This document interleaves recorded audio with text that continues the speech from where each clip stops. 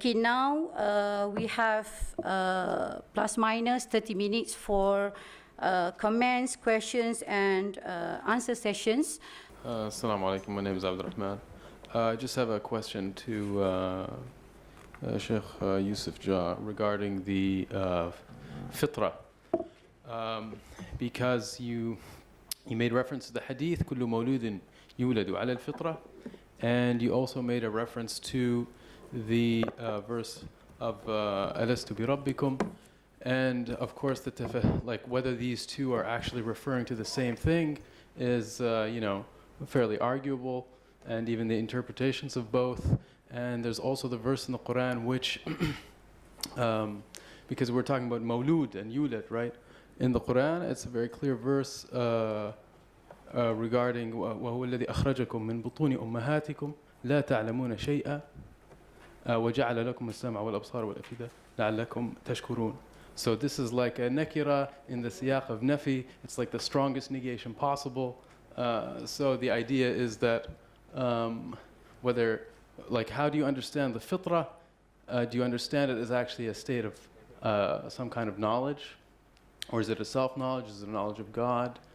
Because, and even the hadith about the kullu mawlud, of course, some people want to also understand the fitrah as being Islam, even though there are also hadiths of the exact same narration, وَإِن كَانَ مُسْلِمَيْنِ فَمُسْلِمٌ, right? Regarding if the parents are Muslim, he's also Muslim. So it doesn't mean that, per se, that they have kind of some knowledge of Islam at birth. Thank you.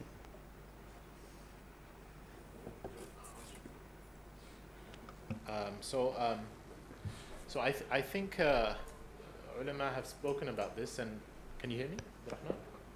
Can you hear me? Okay, I'll have to face away from you. Sorry about this. Ulama have spoken about this, and in the nature of discourse, there are very few things you'll get an absolute uniformity in the concept of these things. But the ayah itself, most of the ulama who've connected the two, points to the ayah, because the ayah itself alludes to a sense of accountability that arises from that vision, right? فَذَلِكَ is because you will not be able to say, and هَذَا كُنَّا غَافِلُونَ. Like you can't say, no one can then say, simply because of that primal vision, that we can't then say we do not know, right? We do not know. So there's a pointer here to that vision being the context that defines the sense of muhasabah, that defines the sense of how we are held accountable, which is why many ulama, as I'm sure you're familiar with, would held that there is still a taklif al-insan, right? Insan is held accountable on the basis of his fitrah, irrelevant of whether the message came to him in a place that was right or was accessible or not. His fitrah itself demands an accountability. So the fitrah points to a type of primal state. In fact, fatrah points to a type of primordiality. So the question is, what is that primordiality, right, that has the capacity to be corrupted? Now, that primordiality is not going to be the Islam in the institutionalized sense, because we know, as you say, there could be a lot of material knowledge, a lot of ritualistic knowledge, a lot of theological knowledge that is not known, that's demonstratively not known by children. But the Quran itself also points to different types of Islam, right? The Quran points to what's known as ubuda, right? In that every single thing is Muslim. The Quran says that. And then there's a thing called ubudiyya, which is the willful acceptance of that natural state of Islam. So fitrah here is pointing to the more natural state of Islam, the natural state that is associated with being. And let's not forget that the word Islam itself is a masdar, which means submission, submitting yourself or accepting that oneness, submitting to that natural state of being. So I would contend that there is a connection, as many ulama do. As for the second ayah, most of the scholars that I've spoken to point that is pointing to the more materiality of knowledge, the more, like the Quran says, فِيهَا تَفْصِيلٌ كُلِّ شَيْءٍ. In the Quran is an understanding of everything, but the Quran doesn't speak about dinosaurs. The Quran doesn't speak about French language. So when it's talking about the understanding of everything, it's talking about the understanding of everything through first order principles, through greater knowledge. So the children have a kind of idrak, they have a kind of naturalness to this, but a capacity that can be corrupted. But as for material knowledge and knowledge of extra knowledge, They don't know much. It's demonstrable. They can barely speak in this world of form. So we have to hold both realities, and this is what Sufis often call, and Sayyid Naqib al-Attah speaks about, as labud min al-aynayn, to have two eyes. One eye from the position of absolute reality and one eye from the position of phenomenal reality. So, and they're both affirmed in separate capacities in the Quran. And the Quran, unless we affirm both of them, we'll be creating a ta'arud, an opposition. Yes, Prof. Yes, Prof. I'm confused about ruh and nafs. Right. You seem to refer to ruh, soul. Yes. What about nafs? This is question one. Question two, I wonder where you get this. Ibn Abbas said, "Illa qalila wa ana min al-qalil." Yes. In fact, he said this, as far as I know, in the context of Al-Kahf, Surah Al-Kahf, when it says, ما يعلمهم إلا قليل. In Surah Al-Kahf, سيقولون ثلاثة رابعهم كلبهم ويقولون خمسة سادسهم كلبهم رجما بالغيب ويقولون سبعة وثامنهم كلبهم قل ربي أعلم بعدتهم ما يعلمهم إلا قليل قال ابن عباس وأنا من القليل كانوا سبعة وثامنهم كلبهم. Where did you get it?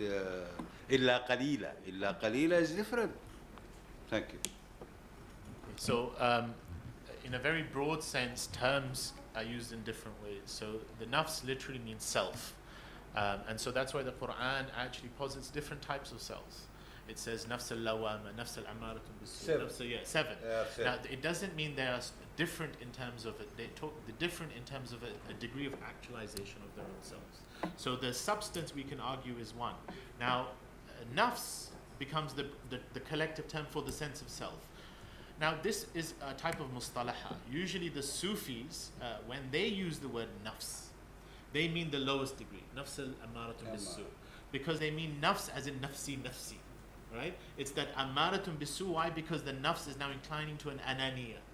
When they use the word ruh, they mean there's a higher degree of actualization. When they use the word qalb, they mean the qalb is now mulhama, the qalb is yataqallab, it's able to be moved. And so this is now a type of mustalahat, right? So usually the entity, that's why you'll find if you read Abu Qasim Qushayri's Risala or Imam Ghazali's Ahya, it say all of them are one. All of these is the same latifa, it's the same reality. But the term that's used for it is contingent on the attachments and the degrees of actualization of its own potentiality, right? I meant in English. Is it ruh, Right. spirit, or is it soul? Well, I mean, this is the aslan ruh, depends how you want to translate it. I would translate it as soul. Some people use a difference between spirit and soul. To me, these are synonymous terms. Yeah. Okay. Second question. Yeah. The second question, I'm quoting from secondary sources. So as I said, and this often you'll find if you read books of tafsir, you'll find that these things are regurgitated and used in different contexts depending on who. So actually in the actual Tafsir Ibn Abbas itself, we don't find this quote. The Tafsir Ibn Abbas is not collected. It's not a complete tafsir. But we find in Al-Baghawi, in Alusi, in Mawardi, and Ibn Kathir, specifically on this verse.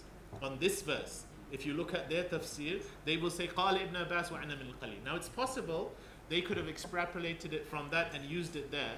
But what I'm hoping to point to is that historically in this ummah, there has been, by use of its ulama, an understanding of this verse that it's not the knowledge itself that's little. It's the limited number of people who will actualize the knowledge. And that is consistent with the Sufi worldview. The Sufi worldview is that these are not eternal unknowns. These remain within the capacity, but they are experiential. Which is why Imam Ghazali famously, as a mutakallim, would stop short and say, okay, scholastic theology or Kalam remains at its level, but if you want to go higher, you have to take the path. You have to work because it's ilm al-dhawqi, right, which involves mujahada, which involves all the takhliya and all the tahliya. But according to Arabic, it should be qalilan, referring to al-ilm. You can. وَمَا أُوتِيتُم مِّنَ الْعِلْمِ إِلَّا قَلِيلًا قَلِيلًا حال. It can go to both, but it can go to ashab al-ilm. It can go to ashab al-ilm. The ashab is mahdoof with the ilm. Because ilm aslan indana is ahl al-ilm. وما أوتيتم من العلم No. ليس من أصحاب العلم. But that's the point. Arabic allows min al-ilm for us, because our construct is that ilm doesn't exist except through people. Our construct is not, ilm is not something out there. Our construct is that ilm is aslan through people. And so once we understand that, then it's the people that it refers back. But this is, obviously you can interpret it both ways. I mean, the question becomes, if you interpret it one way only, and you say, this is it, then what you're doing, and what the Sufis would say, is you are shutting the door on saying that that knowledge can be realized. Because you're saying, you've only got little. Yeah. Right? Which is the case. Okay. Which is the case. We'll have to agree Got to very this. little. Yes, please, brother, please. Assalamu alaikum. My question is that if we combine the identity theory of philosophy of mind with the cognitive theory of science in neuroscience, that the religious experience itself is caused by the neuro of mind. So why should I believe in any soul and spirit to actualize anything, whatever my conscience is telling me to believe? Why should I believe them? And so that actually is the fundamental reason, because if that position is so reductive that it reduces everything to epiphenomenon of the brain, not even the mind, of the brain. So ultimately, no matter how beautiful, how wonderful, how great what you're conveying to me is, how liberating, how lovely, how transcendental my experience is, it's just brain activity. So the only argument back to that will be actually to the sense of, that's why there's an argument to point to, is that true from your own experience? Why is it that that same brain activity, if I was to reduce you to that, feels a sense of horror, feels a sense of abasement, feels a sense of loss? You know, it's like that same experience, that same activity is mirroring back to you whether what you're saying resonates or not. Right? So this is why this is such a subtle twist on materialism and atheism, that this needs to be countered, right? And that's why that's the crux of my talk, that we need to affirm the soul. We can't affirm it from a position of materiality, but we can simultaneously question the very philosophy that disavows it, because they have no basis to disavow it. They have no basis to say it remains the hard problem. So why should your supposition of reducing everything to materiality be correct? Right? And that's where we have this whole realm of psychology now, transpersonal psychology. Interestingly, Maslow, when he spoke about his hierarchy of pyramid, his peak experiences were actually, he's speaking about mystical experiences, because Maslow said a peak experience is to transcend the hierarchy entirely. He didn't mean one great experience on the experience, to transcend the sense of me. And then now that's been modified in a different way. So this is where, as Muslims, we need to also enter this debate because of the ramifications this has on people. Yeah. So can we generate premises and conclusion for this debate? Can we generate? We have a theological premise, but we have to argue the theological premise is tawheed, right? The oneness of God. But that being has come into the context of that oneness, and there is a sense of knowing that we desire to be known, that knowing wants to be known, that knowing wants to be realized. And this is where we come from. The tawheed, by the way, very interestingly, tawheed means the ability to make one. Tawheed, wahada yuwahidu, tawheedan, it's a masdar. So it affirms apparent multiplicity. But it's the ability in that apparent multiplicity to bring and affirm a unity. Yes, please, Brother Sohaib, please. I just wanted to add to that point on what you made. There's a really good book by Raymond Tallis. It's called Aping Mankind. And he talks about the fallacious presumptions in neuroscience where they assume a materialistic philosophy where you can correlate a signal on the map with an emotion. It comes back to Hume's dictum where the is cannot go to the out. What has no indication on what out to be. So fact values do not have a crossing bridge over to any evaluated state whatsoever. So I would recommend that book if you were interested. That's it.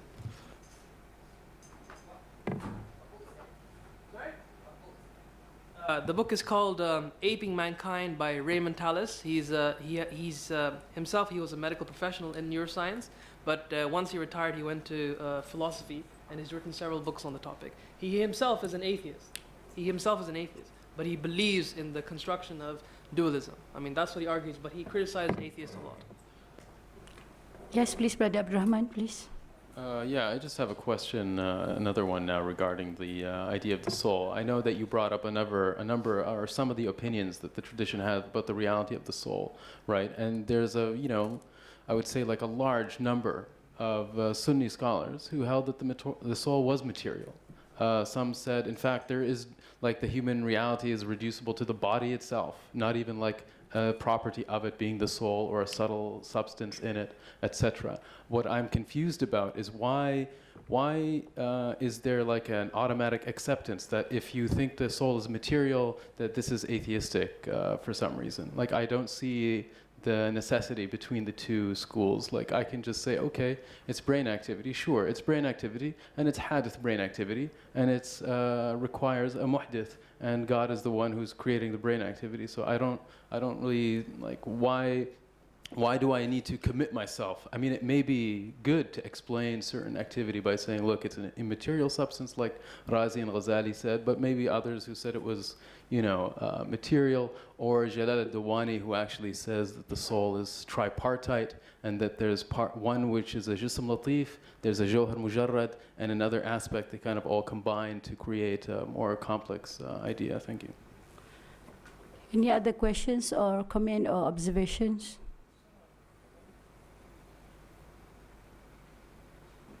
Okay. Am I the only one here? I just want to make sure that I'm not taking all the questions. I mean, so as I touched in my talk, there was a trajectory. I mean, there were mutakallimun, and even Imam Ghazali, there's a kind of quasi-corporality, because he says jism latif, but he says it's connected to the body in the way water drops upon a rose petal, and so there's a kind of a movement away from bodiness. So, and my understanding as to why that probably happened is just a state of, because aslan, to speculate on its bodiness would be, where's that coming from, right? And the only real realities that we can take from a naqli point of view, from the point of view of text, are the fact that the Quran points to functions and faculties. And as it points to functions, faculties, the primary faculty is always mushahada, right? It's always shaheed, right? And the qalb or the ruh is the idrak, that faculty that makes idrak of these things. And so my take is that it was a sense of just faithfulness, and that forced them to say, well, this is what it is. It is that faculty that, and beyond that, to give it some corporeality, you could argue, as you well said, philosophically, it's also hadith. And so it doesn't necessarily create a kind of realism or a kind of problem that way, but they limited themselves purely on the fact that there isn't a textual basis for saying that. Having said that, I think on a more subtle level, just having the sense of the soul as being immaterial is actually very interesting from a position of tafakkur. And I wanted to go on, but the slides were limited, in that in our everyday experience, and Ibn Arabi actually makes this point, when it says, he talks about the dual paradigms of tanzih and tashbih. And Ibn Arabi's position is that the mutakallimun or kalam could only commit itself to tanzih, because once it, through the aql was inherently fariq. The aql's role is to always create a difference between Allah subhanahu wa ta'ala and creation. Because as Kareem was pointing out, it starts from the premise of a separation, an implicit separation. And so its role as it looks out upon the world is to say nothing, everything that we see is Allah is other than that, right? Allah is other than that. Allah is transcendently above that. But when Ibn Arabi says, Allah subhanahu wa ta'ala, when he says, لَيْسَ كَمِثْلِهِ شَيْءٌ, which is the verse for tanzih, he says, وَهُوَ السَّمِيعُ الْبَصِيرُ. The Sami' al-Basir, Ibn Arabi says, is tashbih by which you come to know the immanence that the Quran points to when it says, هُوَ مَعَكُمْ أَيْنَمَا كُنْتُمْ, His witness is forever with you, His closeness is closer than your sense of being, وَأَقْرَبُ إِلَيْكُمْ مِنْ حَبْلِ الْوَرِيدِ. So that closeness, so how is that closeness realized? The problem is the mutakallimun say, أَيْ سَمْعٌ لَيْسَ كَسَمْعِنَا وَبَصْرٌ لَيْسَ كَبَصْرِنَا, because they jump straight into the tanzih paradigm. The paradigm of separation that says Allah said He's Sami al-Basir, His Sami' has to be separate than ours. So you once again go into divine transcendence. So where is the divine immanence to be actualized? And Ibn Arabi, as many of the Sufiya say, that this is the Maidan al-Fikr. Now fikr not as a contemplative capacity, but bringing the very capacity of the role to of this ruh in its experiential dimension to these very things, sam' and basar. Now in a very naive, realistic sense, and this is what modern day science says, if I look at you now, Kepler and whoever it is, say you're an object, implicitly you're an object outside my existence, right? There's rays that are refracted from you that penetrate my eye, and the back of my retina, there is an inverted image that is then projected. None of that can be proven scientifically. I cannot prove scientifically that you're an object outside of me, which is why the philosophy of mind exists. I cannot prove that our rays coming. I definitely cannot prove there's someone at the back, there is an image being refracted. And why can't I prove that? Because no one has ever discussed it. It's not observable, right? No one has found the ghost in machine. There is who sees the image. Now, the more plausible, or I would argue the more plausible, is someone like Rupert Sheldrake, who in his book says the phenomenon of seeing. He speaks about what we know is correlation. What I know is when I look at you, I have an image. And he says he draws an analogy of morphogenic fields, which is reality coming to existence. And he says it seems that there are habits. Now this directly correlates with our aqidah. Sunnatullah, right? Fil kawn. It seems there are habits that when I look at you, this fires off neurons in my thing. There are fields that are correlated. And in those fields, these morphic fields, vision happens. There is no one who is seeing. There is no I am who is seeing. It's vision happening. It's the soul that is the plane of mushahada. Now this is where it becomes beautiful.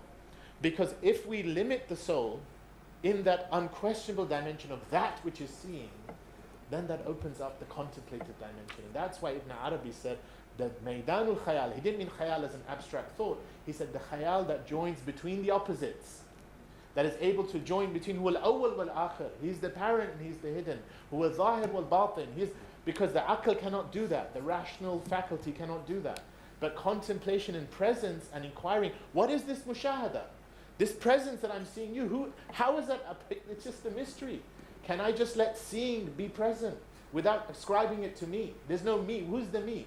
As Shaykh Abdul Ghani Nablusi would say, Ruh ya ana ya fasiru tarkibi, ya ha'ilu bayna wa bayna habibi. Get away from me, you me.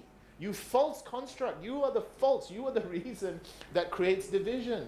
وَحَائِلُ بَيْنِ وَبَيْنَ حَبِيبِي. That which comes between me and you. As Shushtari would say, لَقَدْ أَنَا شَيْءٌ عَجِيبٌ لِمَنْ رَعَانِي أَنَا الْحَبِيبُ وَأَنَا الْمُحِبُّ وَالْحَبِيبُ مَا ثَمَّ الثَّانِي. And he didn't mean, he said there's no two. He didn't mean to negate and to say there's a monism. He meant to say that oneness has chosen to be known in the world of form, and there is the mystery. There is the mystery of the sense of free will. There is the mystery of the sense of individualism. But there is a trajectory by which we can come to realize the answer to that mystery, and it's not purely cognitive. Okay, I think one last question from Dr. Mahyudi, please. Oh, okay. Okay, Assalamu alaikum. I'm Mahyudi and I'm from the Kuala of Economics. My question is posed to you. With due respect, mathematics is just too much for me to digest, so I only have simple questions to him. It's not a simple question. No, it is. Perhaps all this discussion about consciousness we are somewhat stuck by the framework of the Western mind, and by that we are referring to neuroscience, because the advent of neuroscience seems to made us look at brain as the center of consciousness.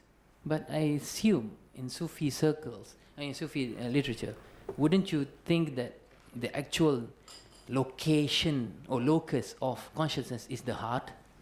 And thus, if that is the premise, if it is an agreeable premise, shouldn't we then change the framework rather than looking at the brain-centered discussion towards the heart-centered discussion? Thank you. So, I mean, you summarized my talk because my whole talk was the trajectory of Western science has gone into a type of reductionism that has made the mind reduced to the physical brain, and then said the sense of being is an epiphenomenon, a phenomenon that can be dismissed, that arises out of physical activity of the brain. Our posit is different. Consciousness isn't the brain. Our position is consciousness. Now, I would agree with you, it's the heart, but then the question is, what's the heart? The heart, we affirm both paradigms. We affirm, because the Prophet said, "Inna fil jasadi mudgha," he said, in the body is a lump of flesh. Mudgha literally means a physicality of flesh. Either fasadat jasadu kullu, if it becomes, the body becomes corrupt, but that simultaneously affirms the sense of spirituality that we have. And so the heart, and I advise you to read various works on the heart, what the heart is, the way the Sufiyas, or the way the other people, the heart is another synonym once again for the ruh. But the heart is considered that capacity that really comes to know. Whether it is physically or temporality located closely to the physical heart, this is, there's lots of discussions on it, but it is that, once again, that capacity to come to know. Now, what I alluded to in the presentation is that opens up the mystery again. When you say it's the heart, it opens up the mystery again. And the Islamic position is that mystery can only be resolved through experience, or the Sufi position. Let's not say the Islamic position. The Sufi position is that mystery can only be resolved through experience and coming to know. Perhaps actually, once we are able to really measure and observe the heart, we can actually manifest the Sufi experience through proper observation. See, now you've turned the whole thing on its head, because you started your question by critiquing the reductionist paradigm of reducing it. And now once we go back into the heart, what exactly would you be? There are maybe things you can measure. Like spiritual states apparently are being measured now as delta waves. So when a Buddhist monk meditates, he's meant to reach what's known as REM. Sorry? Alpha waves and delta waves and beta waves, right? Yeah, beta waves. Yeah. Right, okay, so it mirrors supposedly deep sleep states and so on. Now, but this is now once again is a reductionist paradigm. Does it mean that if I use certain, hearing, if I put in a device that has a different wave here, my brain wave, have I reached the same meditative state as someone who's gone into khalwa or meditation in the Sufi retreat and has felt a sense of transcendence? If we accept that, we're accepting reductive paradigm. So my question is, I'm not negating the sense of being able to measure, but I'm saying when you go into a sense of measuring, inevitably you're often affirming the subject-object division, because the way the empirical method has been designed itself has a kind of dualistic bias. So when we speak about these things, we have to understand that maybe we need to change the sense of measurement.